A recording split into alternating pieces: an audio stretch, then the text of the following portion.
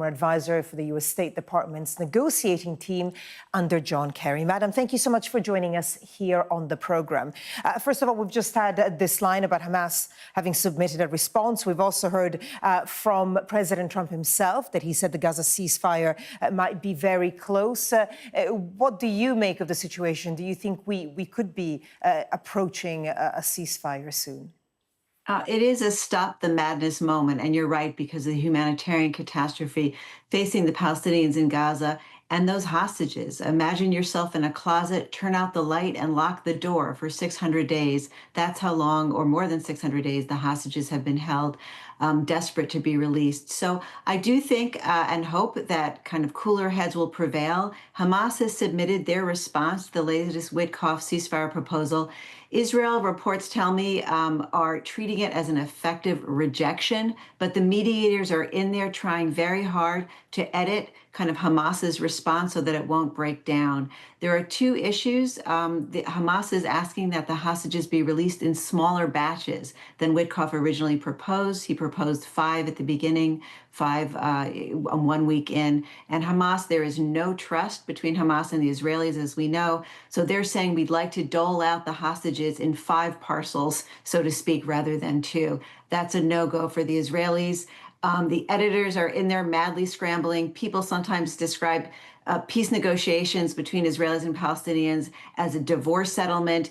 Trump has called it a real estate kind of deal. And I would just say it's all about the editing, because the wordsmithing can make a difference, life and death.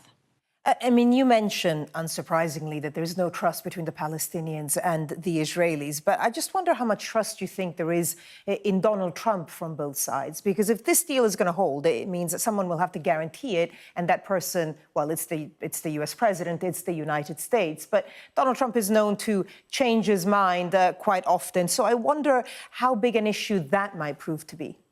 Well, trust is definitely an issue between all parties. But Donald Trump takes seriously his commitments to the American public, and his number one priority is the economy. So what I would say is just don't stand between Donald Trump and his trillions, which he promises and hopes to bring back from the Gulf. So I think the folks who actually have the most leverage in this kind of desperate situation are the Gulf leaders. Saudi Arabia, the Emiratis, Qatar, they can apply their leverage that they have over Donald Trump and see if they can get, Trump, in his case, to maybe twist Netanyahu's arm to the breaking point.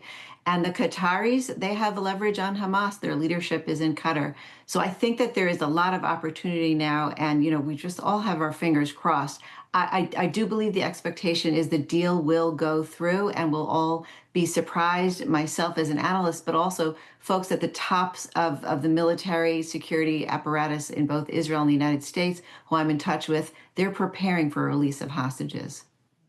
I mean, it's interesting you mentioned the Gulf states. It'll also be interesting to see what Israel's reaction would be to that. But we have seen, because of the gravity of the humanitarian situation in Gaza, over the past few weeks, we have seen countries that haven't been quite so outspoken be more outspoken. So the French President Emmanuel Macron talked about toughening the collective position. Even Germany, that for obvious historical reasons tends to always side with Israel, they've mentioned that they will consider future arms shipments based on the humanitarian situation in Gaza. There's a lot of focus, rightly, on the humanitarian situation, not so much, though, on what peace looks like and what the future of Gaza will actually be. Do you think that we're just not there yet and the best way is to start with a ceasefire? Or do you think that unless you address the final point, everything else is just temporary?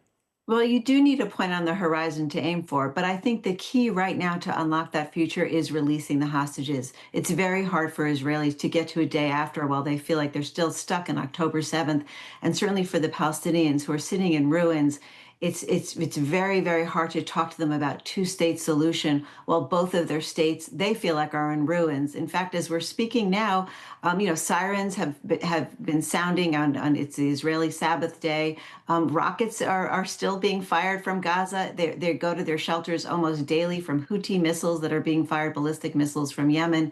And you can't look away from the suffering and starvation in Gaza.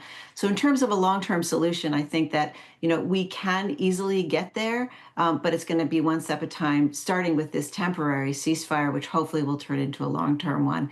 Netanyahu has said to the world, our fight is your fight.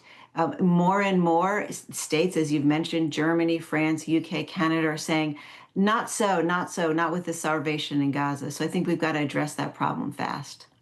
Yeah. Laura Blumenfeld, former senior advisor to the U.S. State Department's Israel-Palestinian negotiating team. Madam, thank you so much for your insights. Thank you.